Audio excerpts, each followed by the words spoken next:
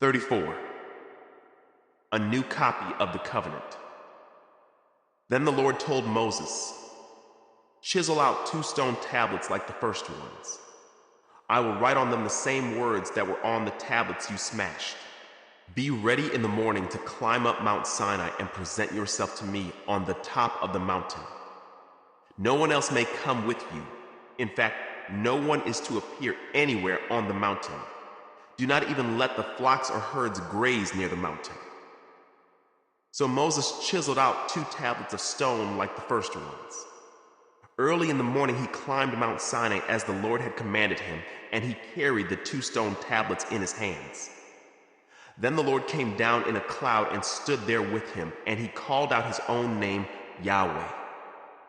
The Lord passed in front of Moses, calling out, "Yahweh, the Lord, the God of compassion and mercy.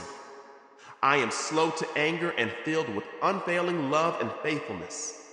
I lavish unfailing love to 1,000 generations. I forgive iniquity, rebellion, and sin, but I do not excuse the guilty. I lay the sins of the parents upon their children and grandchildren. The entire family is affected, even children in the 3rd and 4th generations."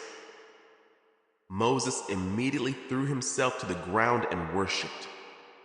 And he said, "O Lord, if it is true that I have found favor with you, then please travel with us.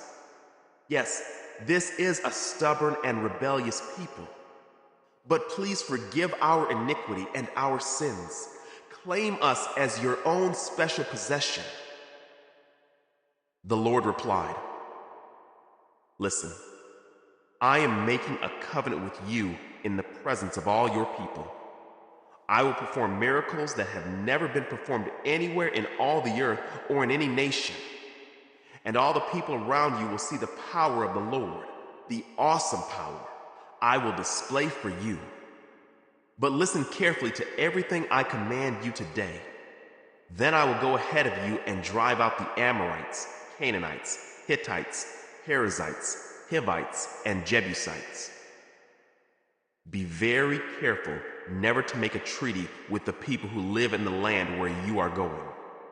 If you do, you will follow their evil ways and be trapped. Instead, you must break down their pagan altars, smash their sacred pillars, and cut down their Asherah poles. You must worship no other gods, for the Lord, whose very name is jealous, is a God who is jealous about his relationship with you. You must not make a treaty of any kind with the people living in the land. They lust after their gods, offering sacrifices to them. They will invite you to join them in their sacrificial meals, and you will go with them. Then you will accept their daughters, who sacrifice to other gods, as wives for your sons, and they will seduce your sons to commit adultery against me by worshiping other gods. You must not make any gods of molten metal for yourselves. You must celebrate the festival of unleavened bread. For 7 days, the bread you eat must be made without yeast, just as I commanded you. Celebrate this festival annually at the appointed time in early spring in the month of Abib, for that is the anniversary of your departure from Egypt. The firstborn of every animal belongs to me, including the firstborn males from your herds of cattle and your flocks of sheep and goats. A firstborn donkey may be bought back from the Lord by presenting a lamb or young goat in its place. But if you do not buy it back, you must break its neck. However, you must buy back every firstborn son. No one may appear before me without an offering. You have 6 days each week for your ordinary work. But on the 7th day, you must stop working, even during the seasons of plowing and harvest. You must celebrate the festival of harvest with the first crop of the wheat harvest, and celebrate the festival of the final harvest at the end of the harvest season. 3 times each year, every man in Israel must appear before the sovereign, the Lord, the God of Israel. I will drive out the other nations ahead of you and expand your territory so no one will covet and conquer your land while you appear before the Lord your God 3 times each year. You must not offer the blood of my sacrificial offerings together with any baked goods containing yeast, and none of the meat of the Passover sacrifice may be kept over until the next morning. As you harvest your crops, bring the very best of the first harvest to the house of the Lord your God. You must not cook a young goat in its mother's milk. Then the Lord said to Moses, "Write down all these instructions, for they represent the terms of the covenant I am making with you and with Israel." Moses remained there on the mountain with the Lord 40 days and 40 nights. In all that time, he ate no bread and drank no water.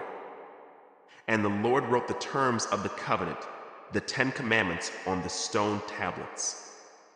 When Moses came down Mount Sinai carrying the 2 stone tablets inscribed with the terms of the covenant, he wasn't aware that his face had become radiant because he had spoken to the Lord. So when Aaron and the people of Israel saw the radiance of Moses' face, they were afraid to come near him.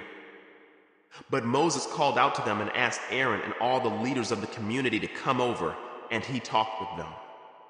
Then all the people of Israel approached him, and Moses gave them all the instructions the Lord had given him on Mount Sinai. When Moses finished speaking with them, he covered his face with a veil. But whenever he went into the tent of meeting to speak with the Lord, he would remove the veil until he came out again. Then he would give the people whatever instructions the Lord had given him. And the people of Israel would see the radiant glow of his face. So he would put the veil over his face until he returned to speak with the Lord.